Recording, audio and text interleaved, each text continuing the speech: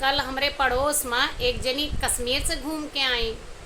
और आए के बाद में घर के कूलर पंखा बंद करके सोवत, यहाँ ना एसी चलता है ना कूलर ना पंखा।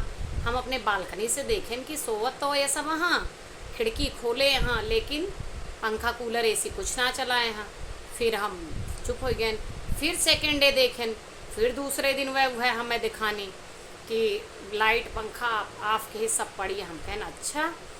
फिर हमसे ना रहागा तो हम अपने पति देव से पूछे, हम कहने एक बात बतावा का कश्मीर से या ठंडे स्थान से घूम के आए के बाद में शरीर के सब गर्मी ख़त्म हो जाता है, इंसान का पूरे मौसम में गर्मी ना लागत कहे काहे। कम कहने अरे तोरे जोन यहाँ सामने वाली ये जब से कश्मीर से घूम के आए हैं तब से कुछ न इनके कूलर चले न पंखा चले न एसी, या संजय खाना बना लेती न बल्ब जले।